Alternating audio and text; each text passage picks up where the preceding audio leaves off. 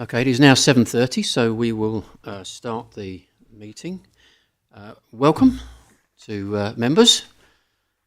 We don't have any other members in the chamber, but welcome any of those who might be watching online. This is the subcommittee meeting on the 15th of July, 2025. Can I draw everyone's attention to page 3 within the agenda, which sets out details regarding fire safety instructions and the webcasting arrangements. Apologies for absence. We have apologies for absence for Councillor Sarah Jane Page, and we have a substitute of Councillor Richard Linden, and we have apologies for absence from Matt O'Leary, Councillor Matt O'Leary, and he's been substituted by Councillor David Sharp. And additionally, we have apologies for absence from Peter Scott and James Hedges. I understand James Hedges is not well, so we wish him well.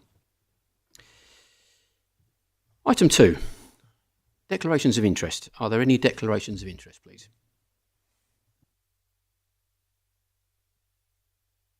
None? Okay, thank you. Item 3, committee terms of reference. Members, I hope you've had a chance to read these. Do members have any questions on this item?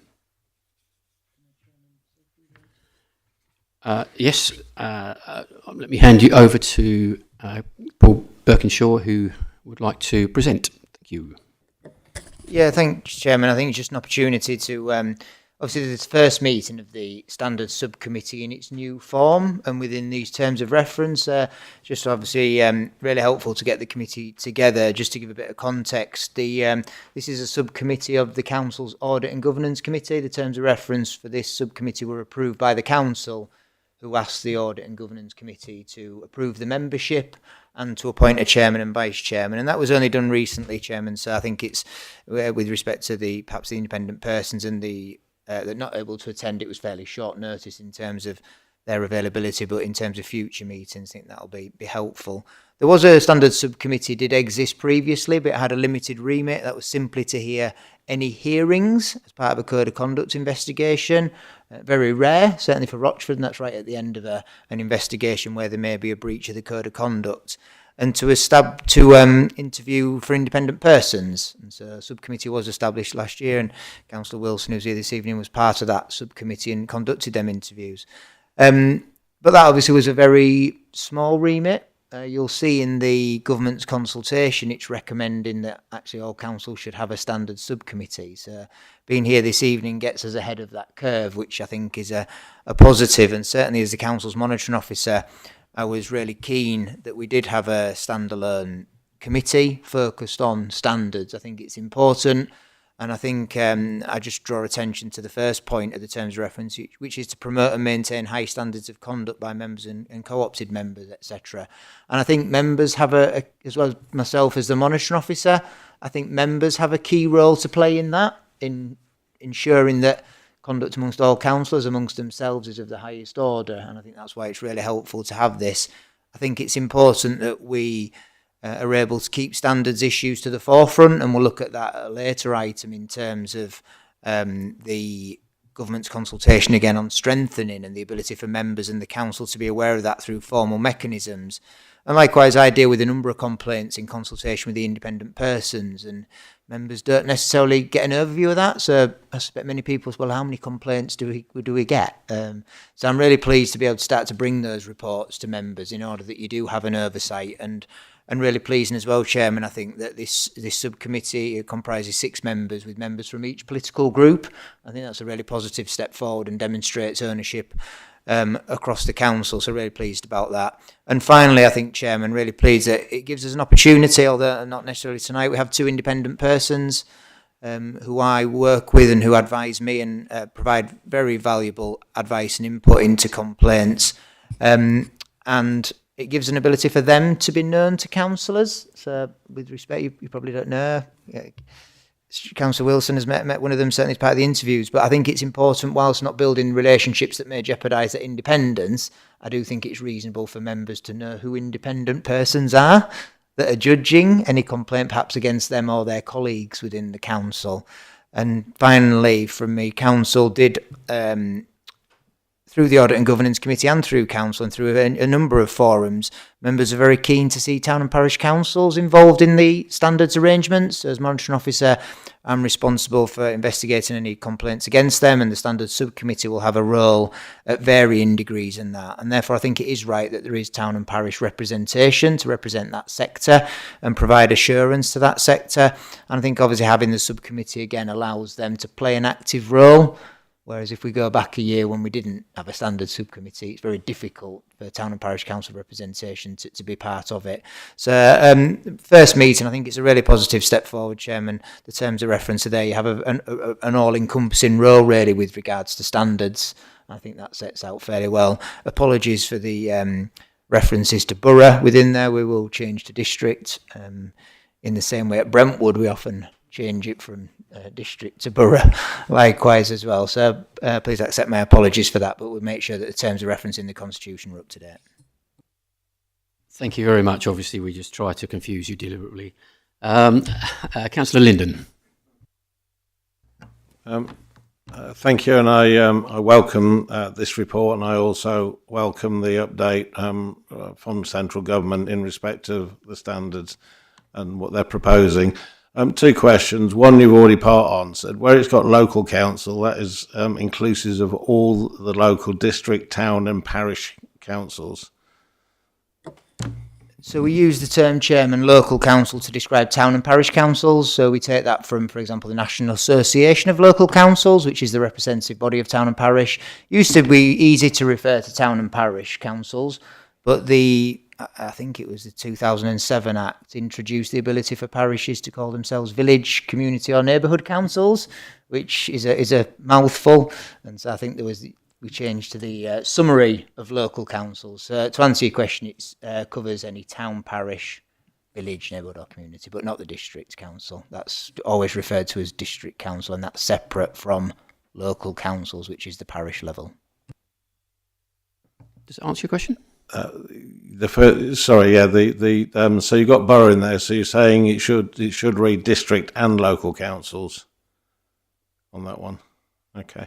Sorry, in the report I might have missed it, but have we got a date when the central government are going to come back with their final? I can pick that up under that report, Chairman, but no, not as yet. Thank you.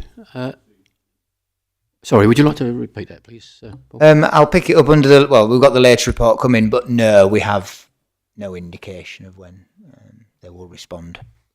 Okay, thank you. That seems to be the modus operandi with central government at the moment. We don't know when they're coming through with these changes across the board. Okay, thank you. Any other questions? Okay, this report is for noting, so is it noted, members? Noted. Thank you. Okay, so we move on to item 4, update on proposed changes to the local government standards regime. And back to Mr. Birkinsall. Thank you. Yeah, thank you, Chairman. Obviously quite a bit there for members to read. I think in the briefing you made a very good point around just ensuring we understand the differences between where we are currently and what the government is proposing to do. And that's set out quite well on page 15, in which it summarises the current regime, which requires every local authority to adopt a code of conduct, the contents of which must, as a minimum, be consistent with the 7 Nolan principles of standards in public life, which members will be relatively familiar with and which are set out on that page. And it also requires us to adopt arrangements setting out the rules on how we will investigate complaints, and it requires members to declare interests. The Committee for Standards in Public Life produced an excellent report a number of years ago, I think a few years ago, in which they recommended that a model code of conduct should be put in place because there was varying degrees of comprehensiveness and quality around them. Some councils simply said our code of conduct is the 7 Nolan principles, others went in great depth. So there is no requirement at the moment to adopt a single one. And also, as we mentioned in here, there's a number where the arrangements vary, and some councils don't have a standards committee, and obviously we're kind of ahead of that in some respects. I think the big issue is around, but it says at the bottom of page 15, there's no provision in current legislation for a sanction to suspend. So when we think of the current standards regime, the big criticism that's levelled and what the Committee on Standards in Public Life said was that we had the toothless. In terms of any sanctions, we could go through a detailed investigation at a cost to take some time.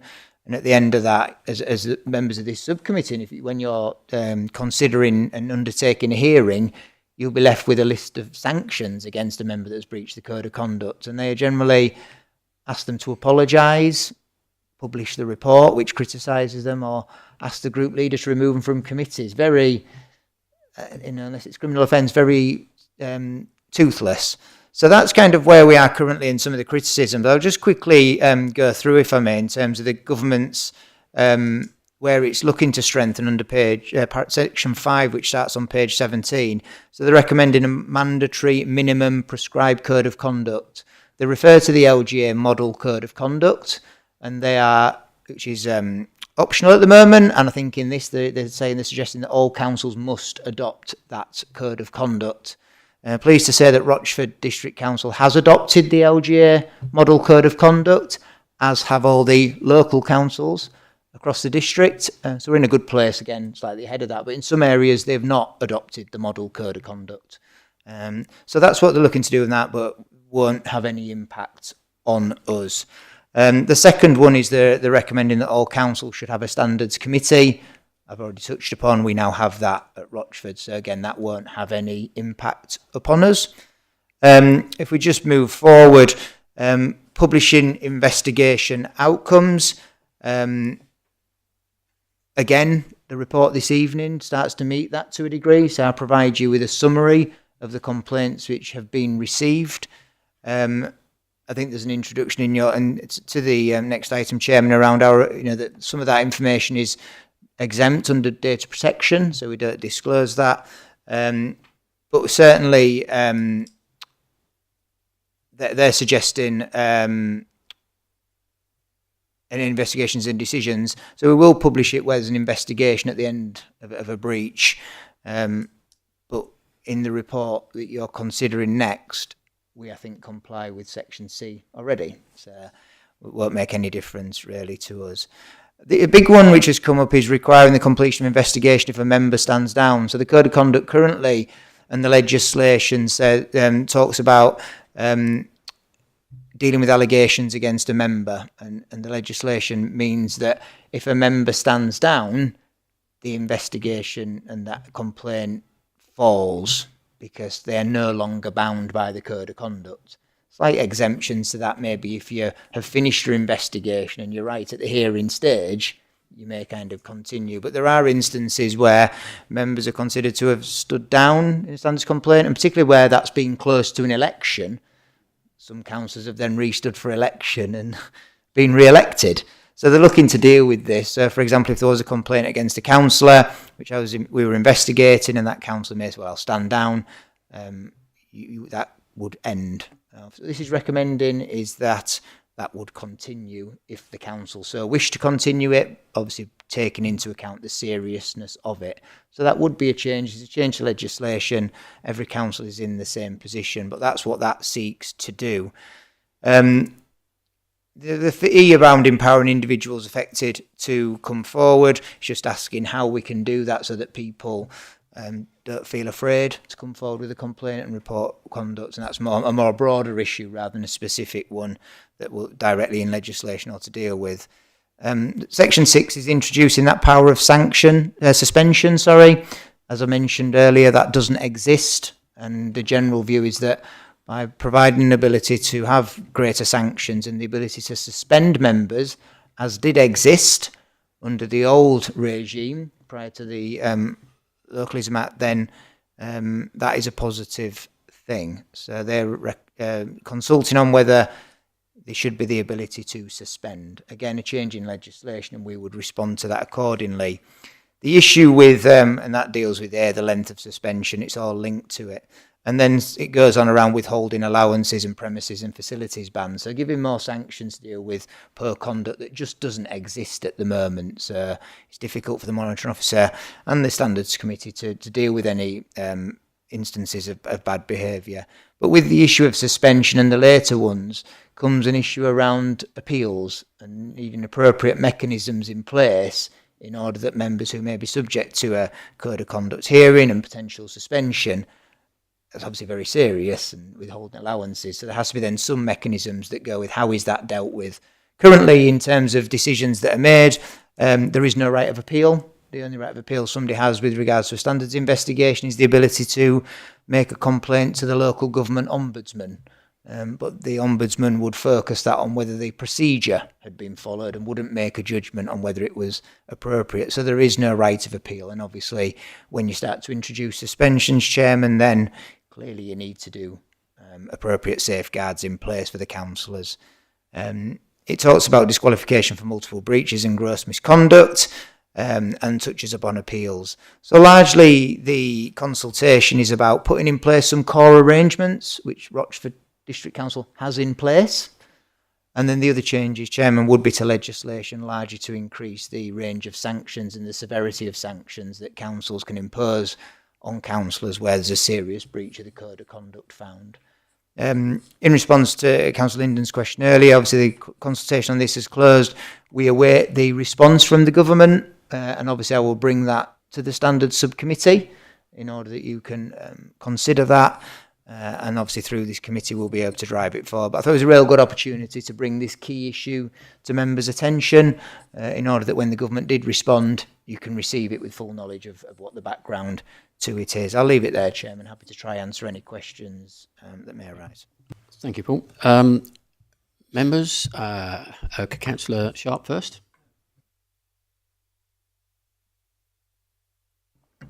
Well, like Richard before me, I welcome the strengthening of these standards and happy to note them.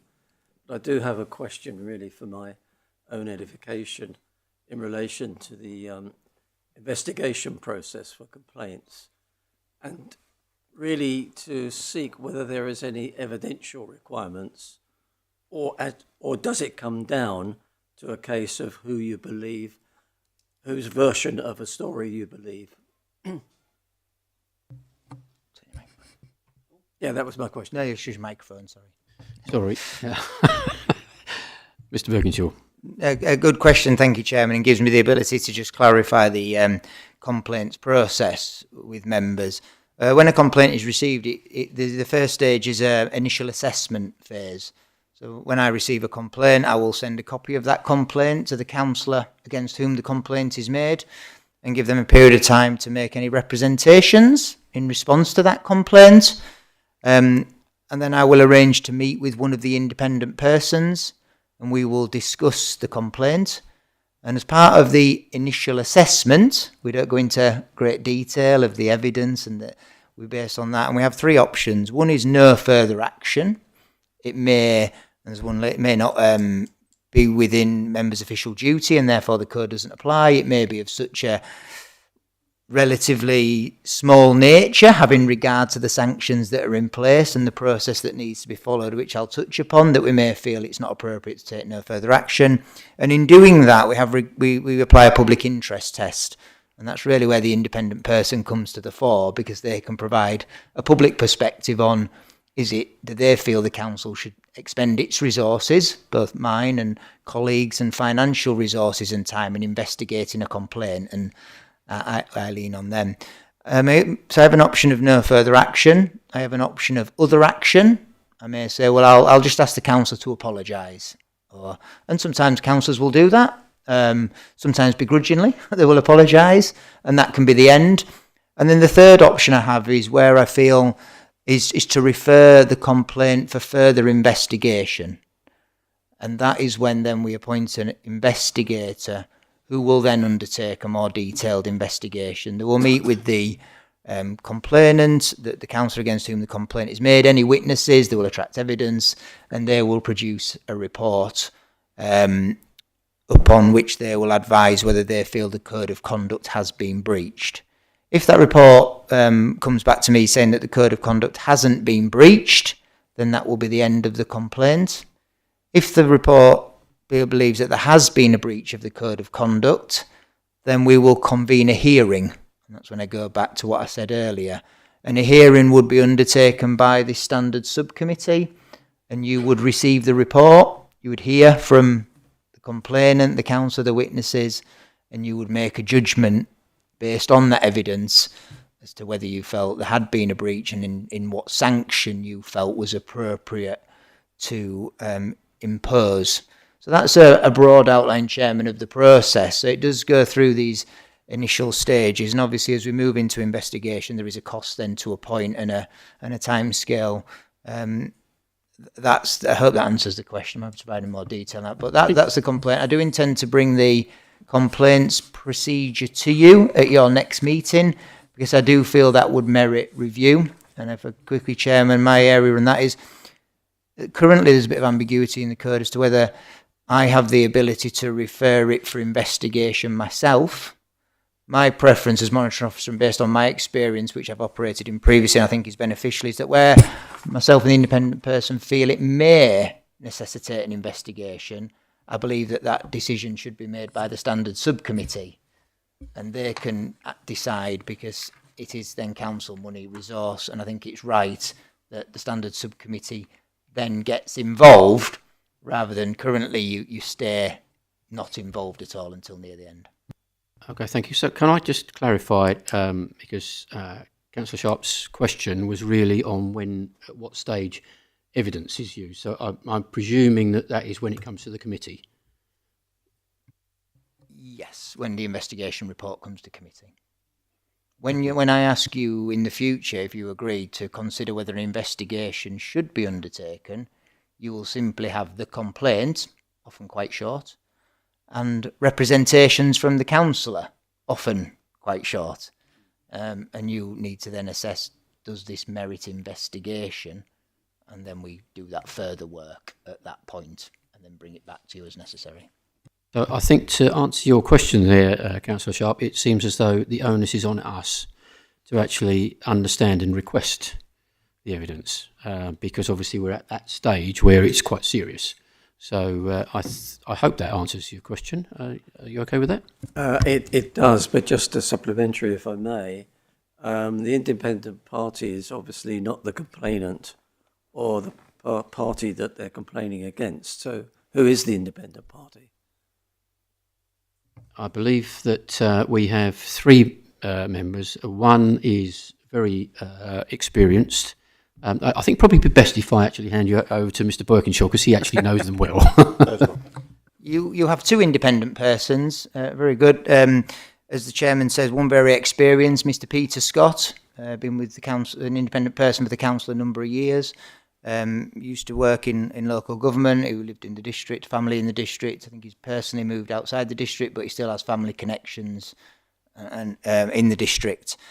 So we rely on his experience, and since I joined a year ago, we were keen to bolster that, so we've appointed another independent person, again listed on the agenda, a lady called Caroline Penny, lives in the district, mother of young children that go to the school. She is one of the other independent persons. Both of the independent persons were approved by full council, and the interviews, as I say, were undertaken by a small subcommittee, which included Councillor Wilson. So I think they're approved by council, and what I said earlier, I think it's helpful, and you will, through the subcommittee, get to see them people and know who they are. But we're very good, and we're fortunate to have two good independent persons on a 4-year term of office until 2028. I think also we've got James Hedges, who is the chair of Hockley Parish Council. So I think we're getting quite a good cross-section of the society and the governance of the area to actually adjudicate on these sort of things. Okay, so Councillor Linden. Yes, thank you. Following on from what Councillor Sharp has said, excuse me, I've had an occasion with a council across the waters where two members of the same party tried to put code of conduct on each other, and the response was, well, no, that's internal, you can deal with that yourselves. Is that the same for Rochford, or is it covered in this advance report. So it sounds like, to me, not knowing the details, that under the initial assessment, the monitoring officer, probably with the independent person, felt it didn't merit further investigation, so they will have judged in terms of the seriousness of it, the nature. So sometimes when we look at complaints, there's a difference in member to member. As you know, members know and when you look at the cases, which I'm happy to bring to your attention in the future, the Heasom case talks about what's acceptable conduct between members, and that's a higher threshold than it is against members and officers. And the lower threshold is members and members of the public. So when we're doing the initial assessment, we sometimes have regard, and it may be of a not a serious enough nature to be in the public interest, and it's a member on member. So we'll make decisions to say no further action. You have to sort it out between yourselves. So it's a complaint can be made in that way, whether the standards subcommittee or the monitoring officer or the independent person or the council concerned thinks it merits further investigation is a judgment depending on what the seriousness of that was. But we do take into account who the complainants are.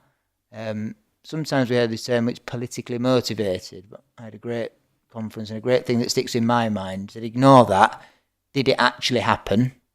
And is it serious enough to warrant action to be taken?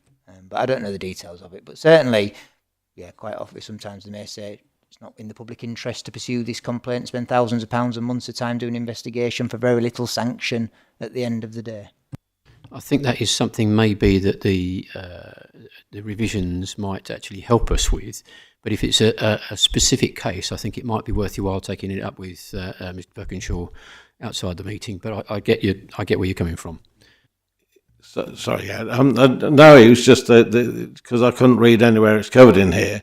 The answer was we're not even going to look into it. It is an internal problem between your own party, instead of as a political one against another party or against an officer or a member of the public, etc. So I was just wondering whether it is actually going to be covered, because they actually said we will not look into it. Because you're of the same party, so it's an internal squabble. So I was just wondering. I can't see it covered in the updates or the report. And I was just wondering whether there is anything on the agenda to actually bring that to the fore. Yeah, if I can come back, Jeremy, it's just an assessment. If two members of the group had something very serious had occurred.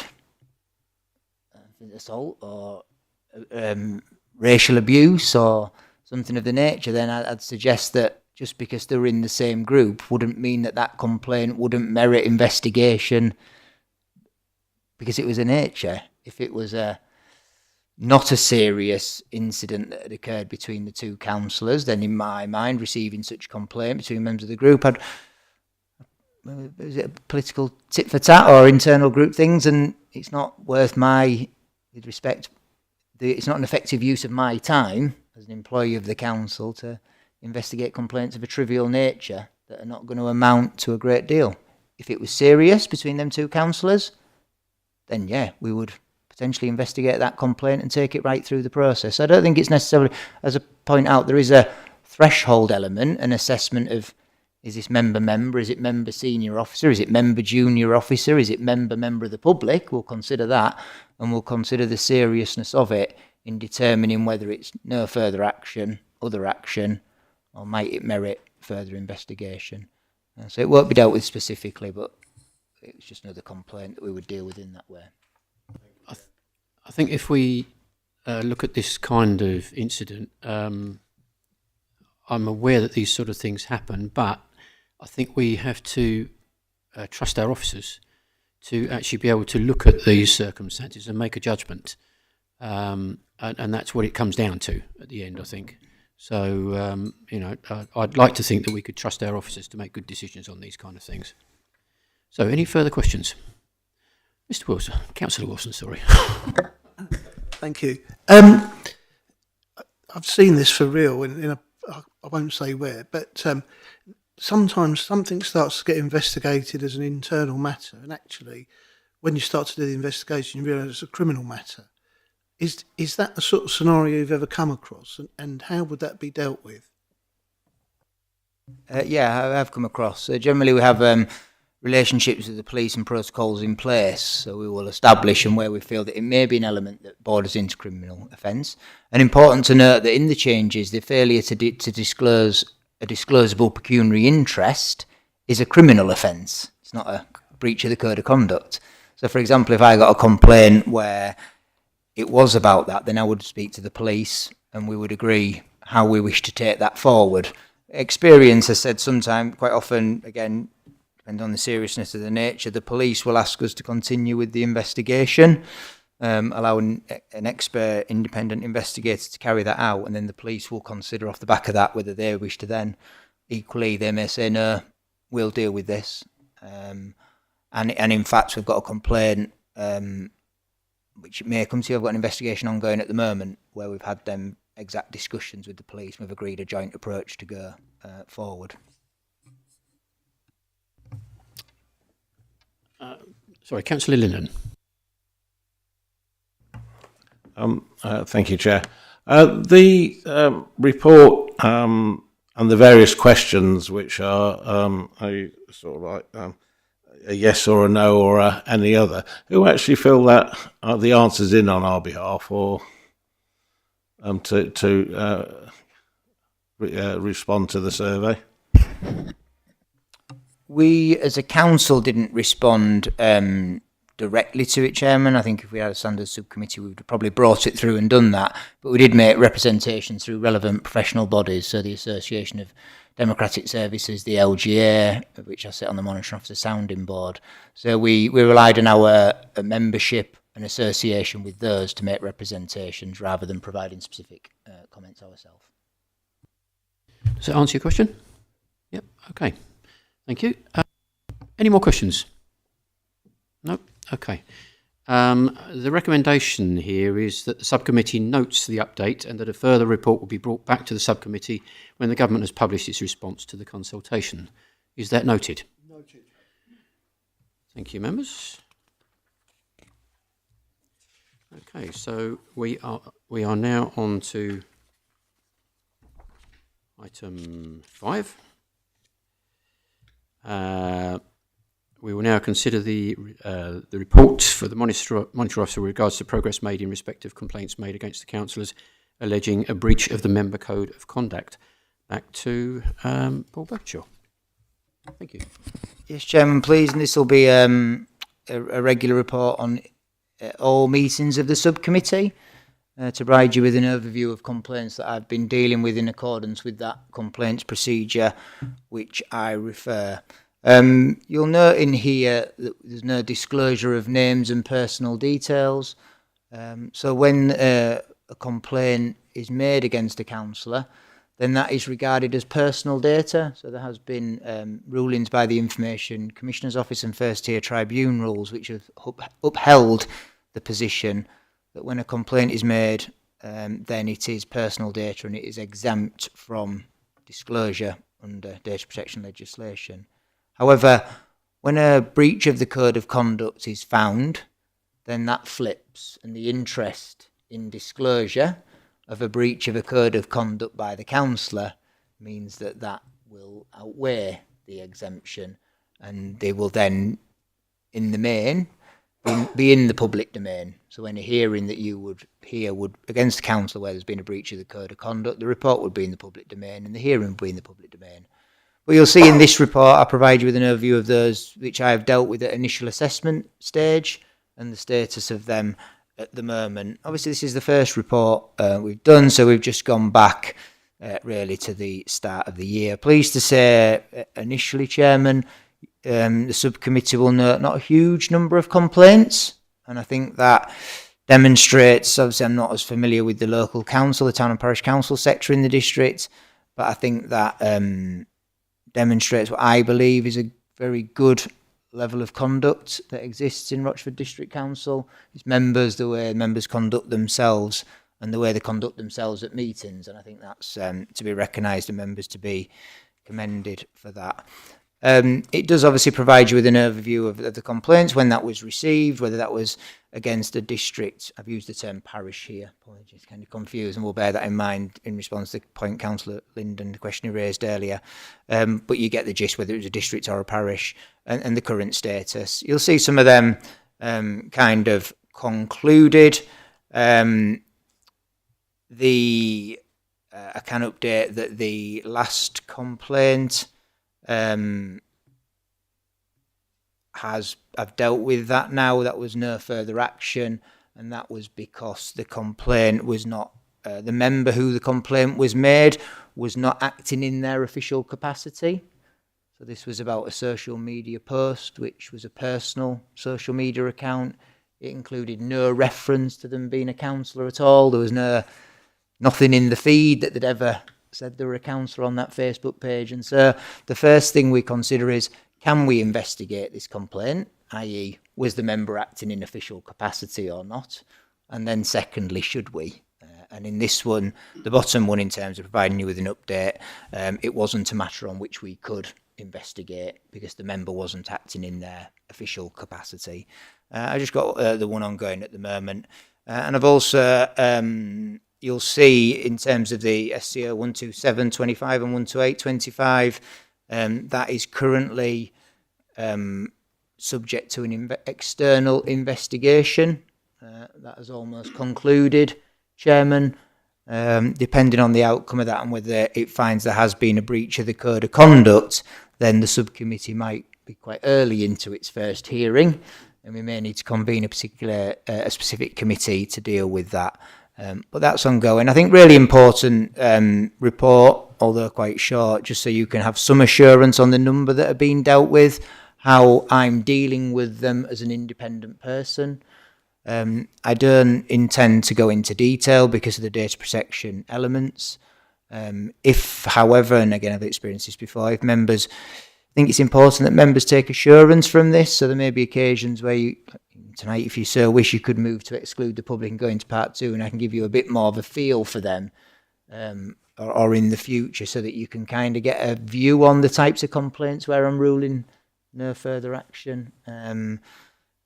Just a brief example of some of them, but certainly happy to do that, or even in an annual report we can kind of spend a bit of time in part 2 and give you a feel. Obviously the ones I mentioned there around wasn't acting in official capacity, but a useful report for members to know. It will be a regular report, Chairman, and I think hopefully members find it of some use to get some assurance on the level and how those have been dealt with. All complaints have been subject to liaison with the independent person, and in all cases the independent person and myself have concurred on the decision as well, which hopefully gives members some assurance that this isn't just me as the monitoring officer. I have to agree with the independent person as well. Thank you. Councillor Linden. Thank you, and welcome this report. It's I know it's a very difficult question, sorry, through the chair, very difficult question to answer, but there's no end date. Is there any priorities put on any cases, particularly those where it might be member against member, that a complaint where it could be detrimental to the actual committees or full council that this is against? I notice there is no end dates on any of these, so is there any way that that can be looked at? Happy to respond, Chairman. I think in terms of the end date, so I certainly remember off the top of my head, we'll bring it to the next thing. We'd certainly expect to see deadlines within there is deadlines within the complaints procedure. So generally when I receive a complaint, we acknowledge within 5 working days. We then allow the member against whom the complaint is made, I think, a period of 10 working days to make representations. And then I think I seek to make a decision within 15 working days of that period. So 30 working days. Some consider that might be a bit long, and I think if we look at the LGA's guidance on complaints handling, which we can bring to the next meeting alongside complaints procedure, it suggests that it should be quicker than that. And I can see some merit, but which bit do I shorten? Try to deal with them relatively promptly. I think when it goes for investigation, it's difficult because obviously the investigator has to, depends how many people they wish to interview, how many witnesses maybe wish to be brought forward. But equally, and I'd have to again run by, but I know certainly in the complaints procedure where I used to work that you introduced was there's only so many times we'll try to engage with a member before the investigator will conclude their investigation. I think so. We kind of said if the member doesn't engage within a period, then we'll do. So that's the timetable on it. But we do, apart from this standard thing, I could put the deadlines for cases that are ongoing. Investigations are reasonably quick. We've got a good external investigator that we work with. Worked with certainly the last couple of times have been very good, and certainly the latest complaint, they've nearly concluded the investigation, and that's probably only been going 3 or 4 weeks. They're very prompt in that, but some can go on significantly longer depending on the nature. I'll take Councillor Linden's point on board, Chairman, and think about how I might reflect timescales in this going forward, and perhaps pick that up in the next report. Thank you. Yeah, I think it would be quite useful for that to be within the ongoing reports that are coming up. So as we have an idea, so as if we are asked, we can at least give a sort of a maximum time we'd be expected for that to be dealt with. So that'd be quite useful. Thank you. I find it quite useful to actually see the list of cases here, and I'm quite pleased to see the lack of cases that are there. I think we're very fortunate in the Rochford District Council that we do have a reasonably well behaved bunch of councillors, so we can take heart from that, I think. So now this report on page 37, I believe. Yeah, the subcommittee is asked to note the contents of this report. So again, members, is this noted? Noted. Okay. Well, that concludes the business for this evening. So thank you for attending, members and officers. And the meeting is concluded at 12 minutes past 8. Thank you very much.